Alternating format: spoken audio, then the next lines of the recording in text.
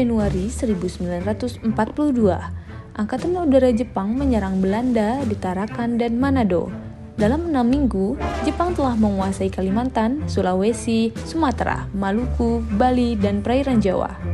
1 Maret 1942, 3 divisi Jepang telah mendarat di Banten, Indramayu, dan Rembang. Pasukan KNIL yang hanya siap menghadapi pemberontakan dalam negeri tak mampu berbuat banyak.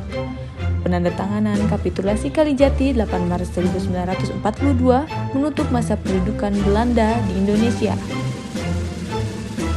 Pada awal kedatangan Jepang, rakyat kita menyambut dengan gembira. Namun, kegembiraan tersebut hanya sesaat. Bangsa kita ditimpa penderitaan yang jauh lebih berat dibandingkan era Belanda.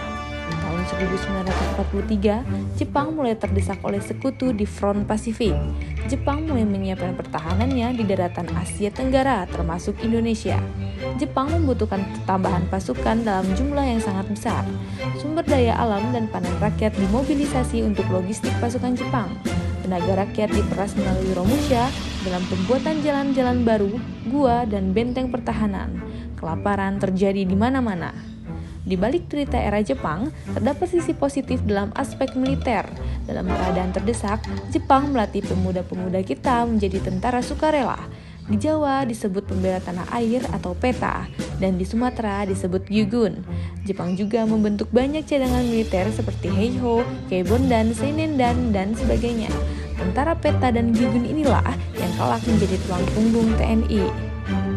Dengan dihadiri oleh Saeko Shikam, di antara pemuda-pemuda tanah Jawa yang dipilih, ada juga guru agama Islam, putra-putra bangsawan dan sebagainya. Mereka bersama-sama berseru dengan hati terharu. Tanah Indonesia yang muda, sekarang datanglah waktunya untuk berdiri serentak dengan alat senjata.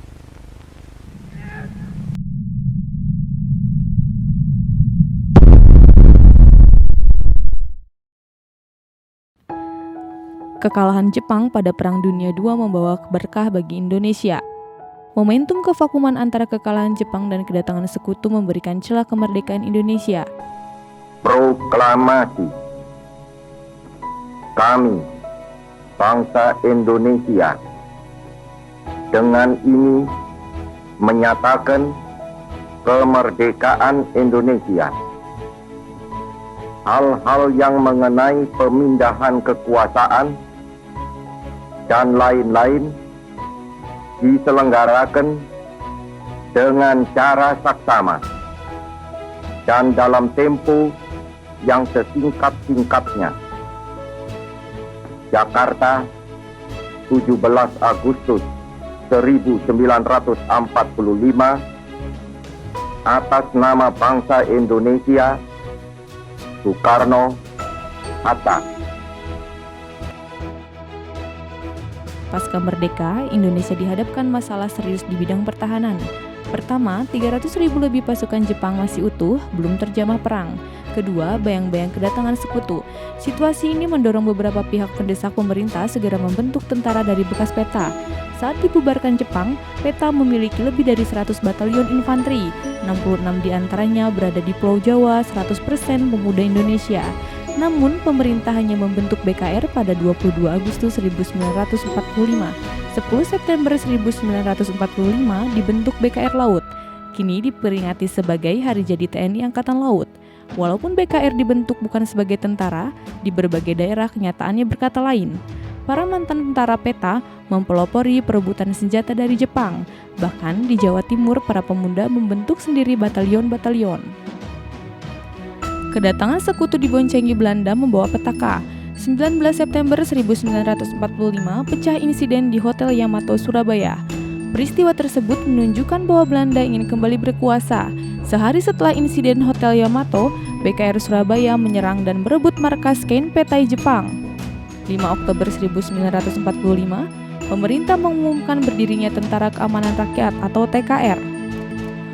Pada tanggal 9 Oktober 1945, pemerintah melalui KNIP mengeluarkan seruan mobilisasi TKR agar seluruh pemuda rakyat Indonesia bergabung dalam TKR. Inilah yang mendasari mantan prajurit KNIL, PETA, dan Laskar bergabung dalam TKR. Mantan KNIL sendiri didominasi prajurit infanteri dan mantan PETA 100% infanteri. Bersama inilah kecabangan infanteri TNI Angkatan Darat telah terbentuk. Orip Sumoharjo, mantan mayor infanteri KNIL, dipanggil ke Jakarta. Orip ditunjuk sebagai Kepala Staf Umum TKR dan diberi pangkat Letnan Jenderal.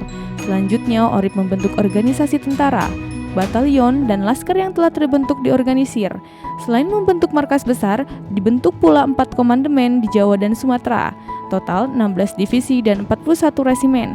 Hingga saat ini masih tersisa 4 batalion infanteri yang terbentuk tahun 1945. Batalion tersebut ialah Yonif 511, Yonif Rider 500, Yonif Para Rider 503, dan Yonif Mekanis 516. Selain infanteri, pada periode ini terbentuk pula ZENI pada 15 Oktober, Kesehatan 26 Oktober, Keuangan 27 Oktober, Perhubungan 23 November, dan Armed 4 Desember 1945. Di awal pembentukan, organisasi Angkatan Darat beserta kecabangannya masih semrawut. Hal tersebut karena kita sedang menghadapi perang kemerdekaan. Di sela-sela perjuangan, para pemimpin TNI dimotori Orip Sumoharjo merapikan organisasi tentara. Rule mode saat itu banyak mengikuti tentara Belanda dan Inggris. Pada tahun 1946, beberapa kecabangan yang telah berada di bawah Kementerian Pertahanan Bagian Militer, Jenderal Mayor Raden Kartasasmita ditunjuk sebagai Kepala Bagian Infanteri yang pertama. Mulai tahun 1948, organisasi terus disempurnakan. 470.000 prajurit, jumlah yang terlalu besar. Perbandingan senjata dan personel di batalion mencapai 1:4. Reorganisasi dan rasionalisasi pun dilakukan. Banyak batalion dilebur, ribuan prajurit tak bersenjata diberhentikan dari militer. Tahun 1950 diatur susunan divisi, brigade, dan batalion infanteri. Tiap batalion terdiri dari mayon, 1 kompi staf, 1 kompi bantuan, dan 4 kompi senapan. Tiap kompi senapan terdiri 3 seksi, tiap seksi terdiri atas 4 regu.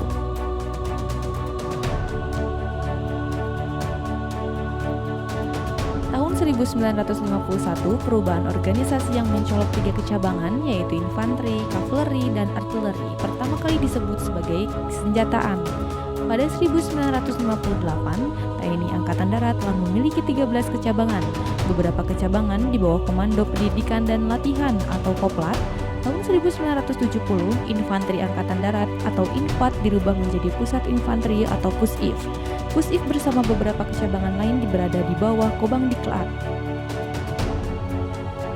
Perubahan organisasi tidak hanya terjadi di Pusat Infanteri dan Lemdik. Brigif dan batalion berulang kali mengalami perubahan dari susunan rangka organisasi infanteri atau ROI 1 tahun 1953, kemudian dirubah menjadi ROI 2, ROI 64, ROI 73, ROI 83, 95, dan 2000.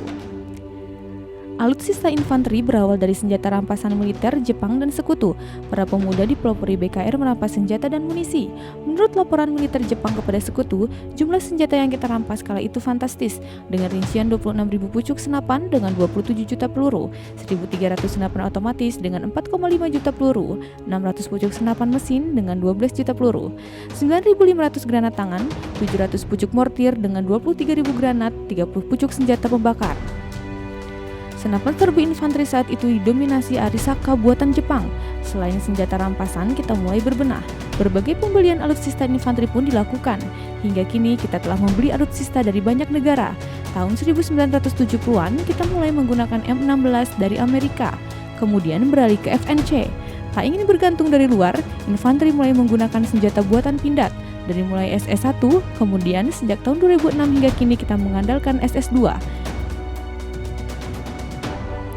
Para pendahulu infanteri mengenyam pendidikan militer dari Belanda dan Jepang. Hal ini mempengaruhi pola pendidikan dan latihan kita. Di masa perang, prajurit berlari taktik dan menembak di sela-sela pertempuran.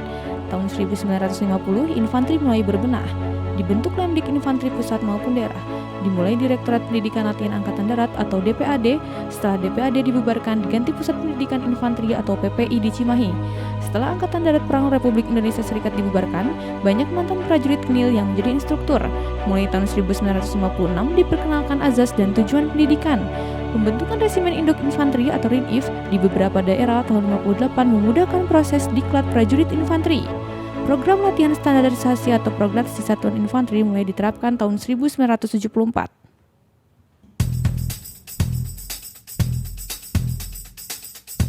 Jika dalam organisasi kita meniru Belanda dan Inggris, di bidang taktik kita banyak meniru Jepang. Hal tersebut karena saat terbentuk tentara didominasi bekas peta dan berbagai cadangan militer yang dilatih Jepang. Pasca perang, infanteri membenahi taktik, teknis, dan doktrin. Berbekal pengalaman menghadapi agresi militer Belanda serta beberapa operasi pemulihan keamanan dalam negeri. Penyusunan doktrin diawali oleh Seskoa tahun 1960. Setelah itu, masing-masing kecabangan mengembangkan doktrin, taktik, dan petunjuk. Selain berdasarkan pengalaman, infanteri mempelajari taktik dari negara lain yang lebih maju militernya. Hingga kini, telah banyak doktrin dan petunjuk yang dihasilkan staf Dirdok Busenif.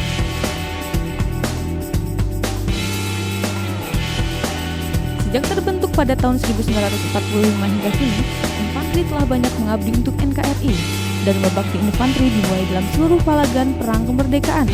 Infanteri selalu di garis terdepan, pertempuran Surabaya, Semarang, Sukabumi, Bandung, Ambarawa, hingga Medan Area.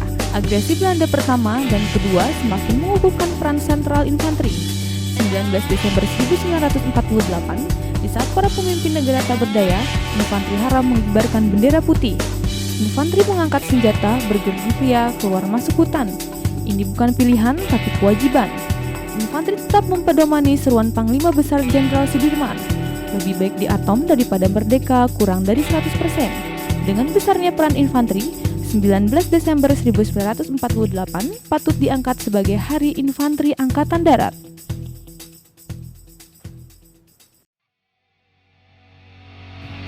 Infanteri selalu tampil dalam berbagai operasi pemulihan keamanan, dimulai penumpasan PKI Madiun tahun 1948, penumpasan RMS, penumpasan DITI Jawa Barat, Jawa Tengah, Aceh, dan Sulawesi, penumpasan PRRI Permesta, Operasi Seroja Timur-Timur, operasi pemulihan keamanan di Aceh hingga Papua yang masih berlangsung hingga kini. Selain aktif penugasan dalam negeri, infanteri tak pernah absen penugasan luar negeri, dimulai Batalion Garuda 1 Mesir tahun 1956, di mana pasukan adalah 3 kompi infanteri. Hingga saat ini pun, prajurit infanteri selalu terlibat dalam setiap kontingen TNI. Kini, pusat persenjataan infanteri berdiri sebagai Balakpus langsung di bawah Mabesad. Tahun 2010 kita memiliki 6 orgas unit, yaitu unit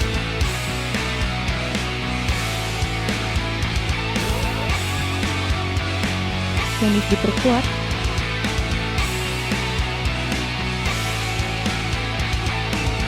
unit Rider,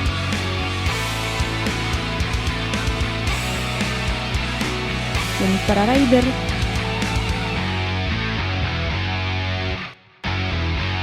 unit mekanis,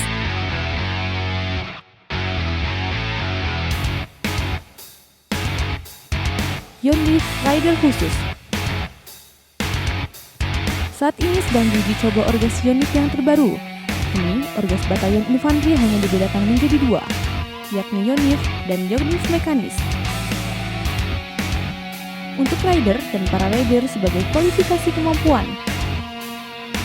Jumlah satuan infanteri kita saat ini sebanyak 22 brigif dan 103 unit. 77 tahun mengabdi, infanteri takkan berhenti. Jayalah selalu infanteri, kesatria pertama, pelindung tertinggi.